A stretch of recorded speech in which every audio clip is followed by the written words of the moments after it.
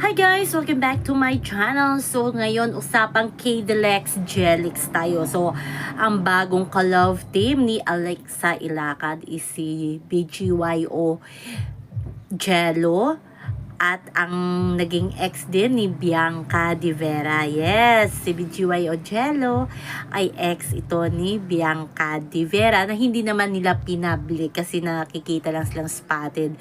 So ito guys, ang issue ngayon, maraming mga haka-haka, mga K-Delex nagtatampo kay Alexa na ipinagpalit daw at iniwan niya sa ere itong si KD Estrada. Alam naman natin ang pinagdaanan ng K-Delex mula PBB. Yes, nabuo ang K-Delex noong PBB, kasama, naging trending talaga sila kasama si Ian Rances at si Angie Salvacio, lalo na itong si Alexa Ilacad na na-inlove sa loob kay Ian Rances, pero paglabas nila mas pinili niyang maging ka-love team at maging BF itong si KD Estrada na hanggang ngayon na parang hindi sila okay ni Ian Rances.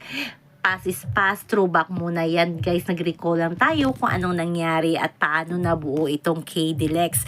Grabe yan, ang awayan at pinaglaban talaga ng K-Delex si Alexa at si KD sa madlang people. Yes, kaya sila ang panalo, pero ngayon ay medyo heartbroken ang K-Delex kasi balitang hiwalay na or break na talaga itong si Alexa Ilacad at si KD Estrada, kaya nabuwag ang love team na K-Delex. Gaano ito katotoo? Kasi nga in-announce na ang bagong ka-love team, official love team ngayon ng ABS-CBN ay ang G-Lex, si Jello na at si Alexa Ilacad, na hindi din maipagkakaila na ang lakas ng kanilang spark, yung charisma nilang dalawa, bagay na bagay silang dalawa. At habang si KD naman na may iba namang project na ginaganap or tinatrabaho. So, ano ba, naging low-key na ba ang K-Delex or talagang break na talaga? Kasi hindi na natin nakikita itong si Alexa na nagla-like sa mga post ni KD, ganon din itong si KD Estrada. At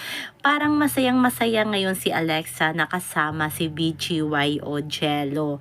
Wala nang alinlangan.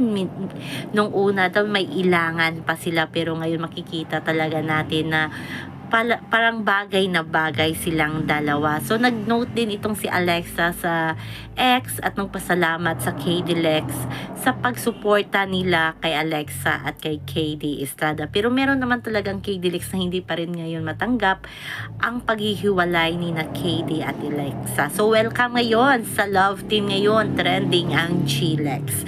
So lang po guys ang ating update sa ngayon, hanggang sa muli. Bye-bye! Bye-bye-bye!